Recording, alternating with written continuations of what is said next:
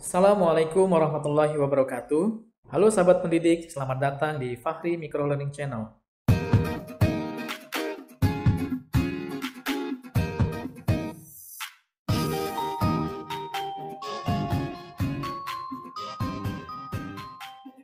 Pada sesi ini, kita akan membahas prinsip-prinsip yang penting dalam pembelajaran online.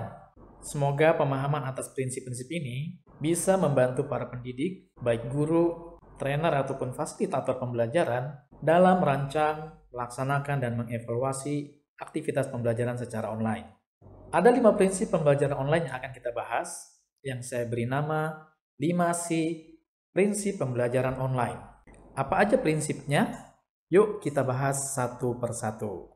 C yang pertama adalah kompetensi, di mana maksudnya adalah pembelajaran secara online tetap dilakukan dalam upaya mencapai peningkatan kompetensi belajar yang utuh dalam aspek kompetensi belajar, knowledge atau pengetahuan, skill atau keterampilan, dan juga attitude. Pembelajaran secara online bukan berarti hanya forum sharing knowledge, satu arah saja. Misalnya guru hanya mengirimkan artikel, mengirimkan dokumen atau link video, atau sekedar sesi webinar satu arah yang muatannya hanya menambah pengetahuan atau knowledge. Dengan teknologi yang ada dan strategi belajar yang tepat, seharusnya pencapaian kompetensi belajar bisa diraih secara utuh. Aspek kompetensi misalnya, kita bisa lakukan kegiatan berlatih keterampilan secara online ya, dalam sesi live maupun dalam sesi offline secara mandiri dengan panduan pembelajaran yang jelas. Kuncinya ada pada desain pembelajaran yang dibuat. Kita harus memasukkan unsur kompetensi belajar secara utuh, lalu dipadukan atau di-blended dengan aktivitas belajar yang tepat. Kita lanjut C yang kedua. C yang kedua adalah partisipasi. Ini prinsip yang penting dalam pembelajaran, baik pembelajaran online, apalagi dalam pembelajaran offline atau pembelajaran tatap muka secara langsung.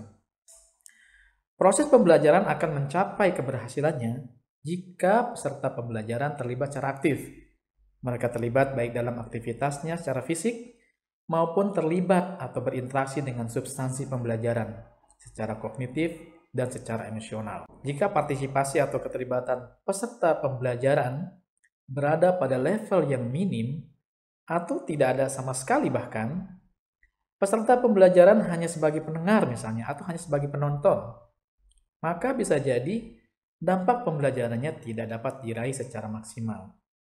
Maka pastikan dalam desain pembelajaran yang kita buat, kita menyediakan porsi partisipasi yang cukup untuk para peserta pembelajaran. C yang ketiga yaitu segmentasi. Segmentasi yang dimaksud di sini adalah kita membuat segmen-segmen atau potongan-potongan pembelajaran berdasarkan batasan-batasan tertentu. Persis seperti segmen dalam sebuah tayangan di televisi. Kenapa dibuat segmen? Karena dalam pembelajaran online, kita dibatasi oleh penggunaan media dan juga dibatasi oleh infrastruktur pembelajaran yang bisa jadi membuat pembelajaran terkendala dalam berbagai hal. Misalnya, aspek kemampuan penyerapan belajar tidak bisa kita samakan ketika kita belajar secara offline atau belajar secara tatap muka.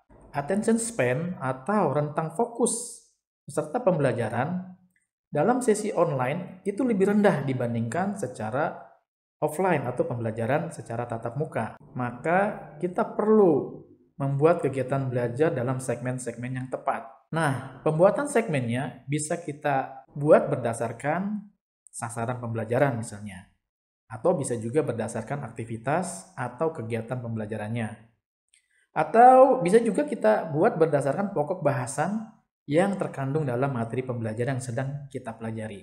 Misal, segmen berdasarkan sasaran pembelajaran atau learning outcomes.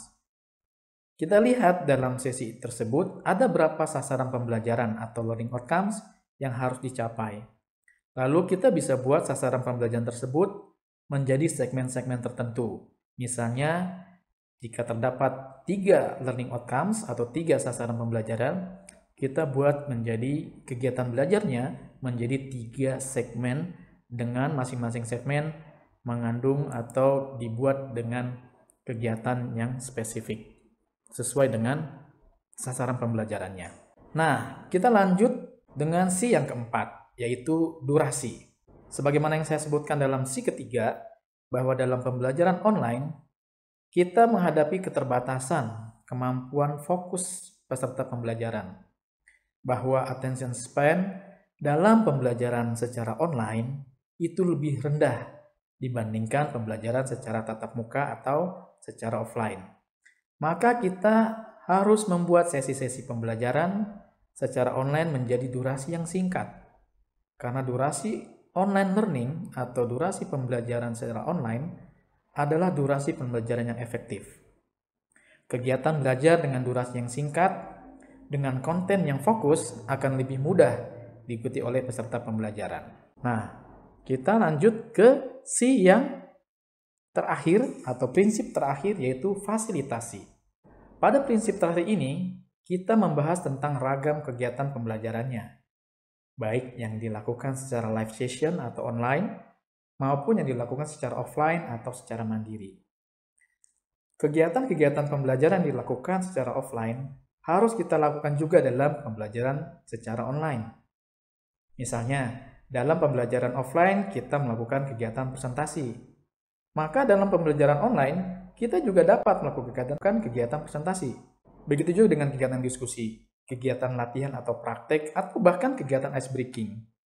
Tentunya dengan pendekatan yang disesuaikan dengan karakteristik belajar secara online.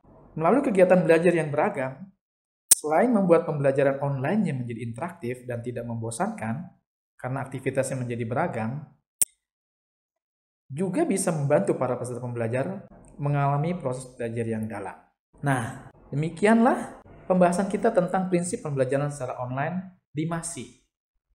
Yuk kita terapkan dalam kegiatan pembelajaran online di kelas kita masing-masing pada masa pembelajaran jarak jauh seperti saat ini.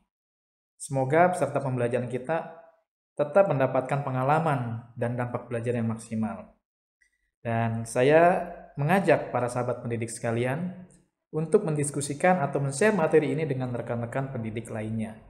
Untuk kemudian sama-sama membuat desain pembelajaran yang mencakup 5C prinsip pembelajaran online yang sudah kita bahas tadi. Semoga bermanfaat. Terima kasih. Sampai jumpa di micro learning berikutnya. Assalamualaikum warahmatullahi wabarakatuh.